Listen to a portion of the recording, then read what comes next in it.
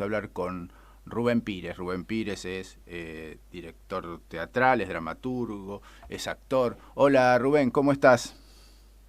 Muy buenas noches, muchas gracias por el llamado. No, por favor. Nada, te decía que nosotros hacemos un programa de 1 hora semanal de radio, nos agarró prácticamente al aire el día del atentado a Cristina, entonces tuvimos 2 semanas muy intensas, 2 semanas bastante angustiantes en la comunicación y como Claro. siempre, y el arte nos baja, el arte nos pone un poco de mejor humor que estar dando la noticia permanentemente. Y qué mejor que hablar con vos, que tenés tanta trayectoria en esto y nada, ver cómo estás viviendo esta post-pandemia desde tu lugar de laburante del teatro, ¿no? Bien, bien, tratando de producir hechos que lleven a la gente a otras poéticas. Eh, Vos terminaste hace poco una obra que se llama Estéfano de Armando Discépolo, ¿no? Y que viene también un poco en línea con la anterior que era Enrique, que sobre el último día de la vida de Enrique Santos Discépolo. Sí, en los últimos años estuve, los últimos 2, 3 años, un poco antes de la pandemia, y ahora estuve trabajando hacia una línea, indagando un poco sobre el grotesco y, como bien decís, trabajamos sobre Enrique, que era sobre la vida de Discépolo, que era un grotesco musical en el Teatro de la Comedia, y después eh, Estefano en Andamio 90, que bajó la semana pasada, el domingo particularmente, y hice otra que se llamaba El último bandoneonista, que es un espectáculo también que trabajaba sobre el grotesco musical y sobre la posibilidad de que el arte también puede ser cruel, que a veces se ha usado como fin y que ha tenido a veces utilización cruel por algunos mecanismos de poder durante el transcurso de la historia, ¿no? Acá en Argentina también, ¿no? Hablábamos del proceso acá, se hablaba también del nazismo, ahora tocaba esos rincones oscuros. Y hay una etapa anterior tuya, que no sé si ya la alargaste o soltaste un poco, que tiene que ver con tu etapa beckettiana, con haber seguido a Beckett durante mucho tiempo, ¿no? Hubo unos 4 o 5 años ahí que estuvimos con el señor Samuel Beckett, este irlandés errante, y 7, 8 horas de él, porque me apasionó, me apasiona, me sigue apasionando el mundo, con la perspectiva que tiene él, la utilización que hace del lenguaje y la perspectiva que tiene de cómo nos ve a nosotros los humanos, ¿no? En ese momento, vos viste, creo que Esperando a Godot, después Sí. había hecho Hacer la corta Beckett, y quedan 6 obras cortas de él, y después Los días felices, que lo hicimos con Rita Terranova y Gerardo Bamonde, que es un particular, que es un gran renovador del siglo XX, el último gran modernista, ¿no? Que también tiene novelas y poesía, pero es un personaje muy particular también. Eh, de todas de las distintas variables tuyas como director, como dramaturgo, tuviste alguna incursión como actor también, e incluso escribiste algún libro, ¿no? ¿Cuál es la esencia tuya? Si te tendrías que definir de alguna manera, ¿cuál es tu métier original, digamos? Yo en realidad empecé escribiendo de adolescente, poesía, que era lo que me tentaba, y quizás en ese momento dije, bueno, quiero ser poeta, y me di cuenta que no podía vivir de la poesía. Difícil, ¿no? Entonces, después empecé a teatro, actuación, en lo que era la Escuela Nacional de Arte Dramático en ese momento, que después se convirtió en la UNA, Universidad Nacional de Arte, no, en UNA, un instituto universitario, y Sí. ahora es UNA, Universidad Nacional de Arte. Estudié ahí, empecé así, como bien decís, actuación un tiempo, pero ya en los primeros años la dirección se convirtió en algo que ejercía por compañeros. Bueno, por cómo vos mirás, yo empecé a dirigir muy joven. Eh, Funcionó eso que había hecho en ese momento, estamos hablando de los años 80, 85, 86. En ese momento empecé a dirigir y después me tomó la dirección y descubrí ahí que todo lo que había leído, todo lo que había vivido, todo lo que había transitado, en la dirección se aunaba, porque me gusta manejar el espacio, me gusta los objetos, me gusta indagar en cómo es el universo de la comunicación con el otro, y ahí entonces me di cuenta que podía aunar la poesía, podía aunar el trabajo con el espacio, el trabajo con el otro, y que podía desde la dirección construir poéticas que me permitían comunicarme de una manera que en la vida cotidiana me era difícil comunicarme. Y en ese espacio teatral, en esa ficción, podía abrir mundos en los que me podía comunicar con los otros de una manera, a pesar de que era ficción, pero mucho más genuina en mí, y como que me gusta más comunicarme desde el arte que en lo real. Me parece que es más real el arte que la vida, ¿no? Sí, sí, ese borde es lindo, es bueno explorarlo. Entre la realidad y la ficción siempre, ¿no? Adrián, que está acá al lado mío, compañero en el programa, te quiere hacer una Buenas noches, pregunta. Rubén, ¿cómo te va? Hola, ¿qué tal? Buenas noches. Vos, en una nota que he escuchado tuya, vos decís que te catalogás como un puente, eh, Exactamente. que unís, que querés unir a los actores con la gente, la lectura con las obras. Ujú. eh, y desde ese primer Roberto Ar que dijiste que leíste, con Los Siete Locos, Marechal, después cómo te fue llevando la lectura para todo lo demás. Después apareció, creo que aparecen los premios de Cortázar en mi adolescencia. Me vuela la cabeza que había salido en esos años 100 años de soledad. Uh-huh. Me gusta mucho la poesía, era un gran lector de poesía. En esos años estaba Neruda en su apogeo, el romancero gitano de Lorca, Les Flocs de Malé, Las Flores del Mar de Baudelaire, Miguel Hernández aparece con Serrat, Machado también nos lo presenta Serrat y nos lleva de cabeza a ese lugar. Y la poesía me toma mucho, ¿no? Después me apasioné mucho por Germán Gess, Narciso y Golmundo, Lobo Estepario, que en fines de los 70 era así como un libro de toda la resistencia poética, muy, muy bello. Y tuve, bueno, como bien decís, Roberto Ad, pero todo ese mundo fue nutriéndose. Después aparecen los autores teatrales, pero cuando llegó al teatro, todo esto podía canalizarlo. Y después me toma mucho el estudio del teatro y leer obras de teatro. Shakespeare es tremendo, lo que plantea, lo que abre, los griegos, y ahí se fue, bueno, abriendo mundos. Nietzsche me toma como filósofo y sigo siendo un apasionado del mundo nietzscheano. De Pirandello también hiciste cosas, ¿no? Pirandello, hice 6 personajes de Busca un autor, hice El hombre de la flor en la boca, Jean Anouilh, también me gustó en su momento. Mucho Shakespeare, los 10 primeros años hice Hamlet, Macbeth, Ricardo II, Marco Antonio y Cleopatra.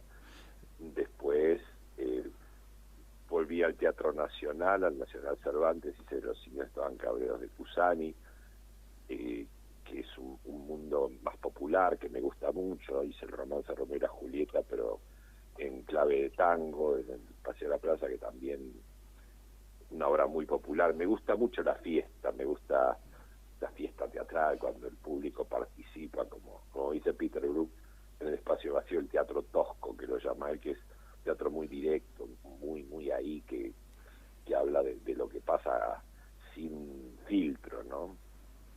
Pero humor, pero a su vez también implica, es un teatro muy político porque está muy cargado de crítica social.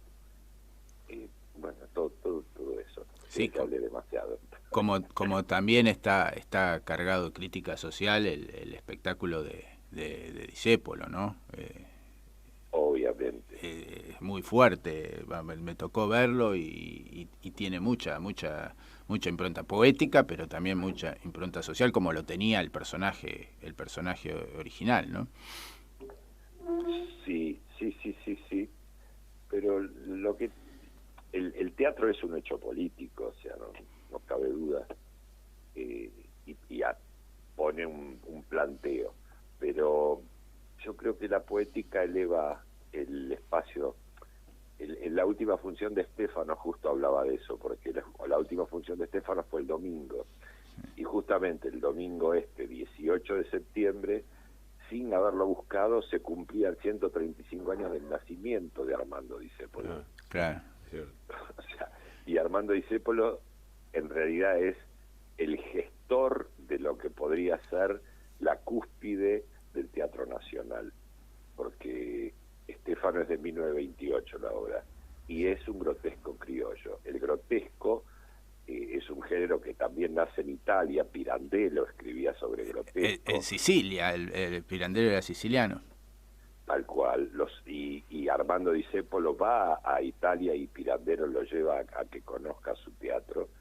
Y también en Alemania hay una línea de teatro grotesco, pero el grotesco como género nace acá en nuestro país de un maridaje entre lo que es el circo criollo y el sainete. El sainete era un género netamente nacional, y todas las obras de Sainet transcurrían en el patio, donde se encontraban todos los habitantes del conventillo, la inmigración, y los personajes no variaban de un sainete a otro. El español siempre era el español, el turco siempre era el turco, la bonita siempre era la bonita, el vago era siempre el vago, pero de pronto, cuando aparece el circo criollo con una obra que hacen los Podestá, que se llama Juan Moreira, esa pantomima maravillosa, se convierte en un éxito popular y se aunan la clase alta y la clase baja para ver ese espectáculo, y es un éxito. Eso es hacia 1922, y se toma el Juan Moreira como la primera obra de teatro nacional. Y el grotesco nace, el organito en 1925, firmado por Armando y Enrique, y Estéfano en 1928. Pero ya en el grotesco, en vez de ser el patio, el hábitat donde se desarrolla la obra, pasa a ser el interior.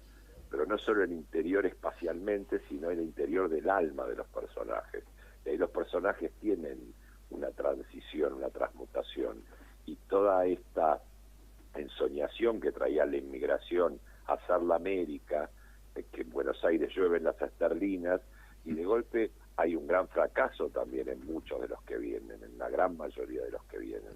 Y el grotesco empieza a contar y a plantear y a poetizar sobre ese fracaso.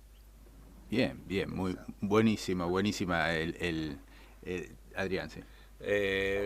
Mira, te llevo un poquito a los actores. En una nota que te hicieron poco antes de la pandemia, bueno, vos expresás tu admiración por Alfredo Alcón.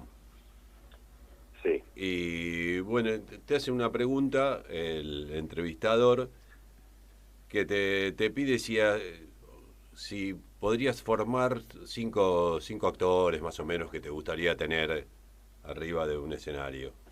Y bueno, a mí no me asombró mucho cuando nombras tipos, bueno, Alfredo Alcón 1, Alterio, Soriano, como mujeres a Gallo, a Norma Leandro, pero me asombró mucho cuando nombraste a Lolita Torres. ¿Qué es lo que te atraía de Lolita Torres? Que bueno, a mí me parece, si bien era cantante, bailarina, pero era como otro tipo de teatro ¿no? O tal vez no me acuerdo de sí, me imagino, pero sé de cuándo es. Igualmente sí. mi primer maestro de teatro, cuando yo empecé a estudiar teatro, en el año 78, era Ricardo Pasano.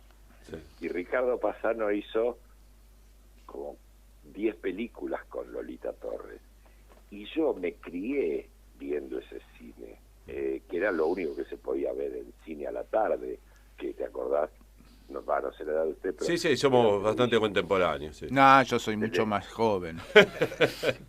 Era televisión blanco y negro y no tenías para hacer zapping ni para cambiar de canales. Y todas las tardes era el cine argentino lo que uno disfrutaba. Uh-huh. Y muchísimo. Y yo, las películas de Lolita Torres, o sea, tenían que ver con un universo que uno conocía y que nos invadía. Y para mí, en su momento, me entretenían, me gustaban y no la tomo como un ícono, pero yo no me acuerdo de haber dicho que quería dirigir a Lolita Torres porque nunca la vi en teatro a Lolita Torres. O sea, bueno, uno dice cada cosa, ¿no? Que después se... pero no me suena porque no es una persona que yo conocí. Sí, a María Rosa Gallo, Alfredo sí lo conocí porque él vino a ver mi primer Hamlet y vino a ver Marazade, o sea, me lo crucé, tuvimos una relación no profesional porque no llegué a tener la suerte de dirigirlo, pero sí de admiración y él respetaba mucho lo que hacía, pero con el caso de ella me es raro.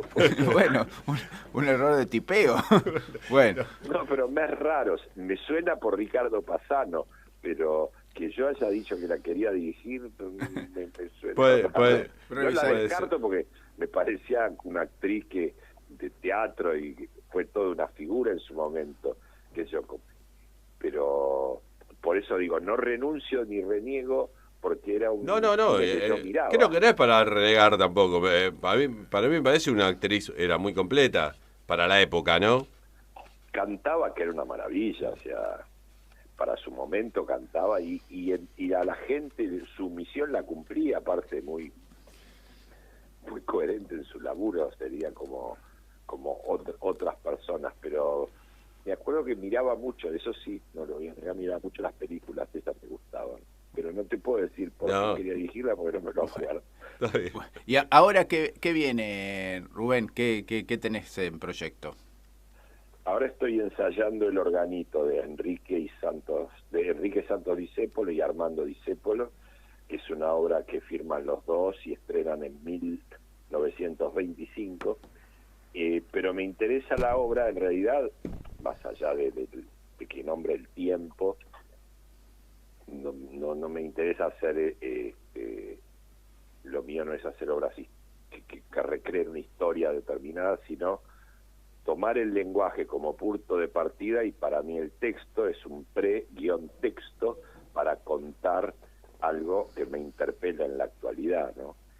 El organito plantea una familia que vive en las orillas, yo la ubico en La Quema, él es un organillero y vive de la limosna, y tiene 2 hijos varones a los que hace actuar de limosneros, de discapacitados para que pidan, y le saca la plata que recaudan, un cuñado discapacitado real que sale a pedir con él cuando toca el organito, y se quiere juntar con un hombre orquesta con el que va a recaudar más porque hace el tonto pero recauda bien, y a la hija la quiere hacer trabajar de prostituta bataclana, y en medio de esa situación transcurre la obra, y esta relación de padres a hijos, pero él se siente que es un empresario y despide al cuñado y quiere tomar al hombre orquesta porque ya el otro no le rinde, pero es la explotación del pobre por el pobre.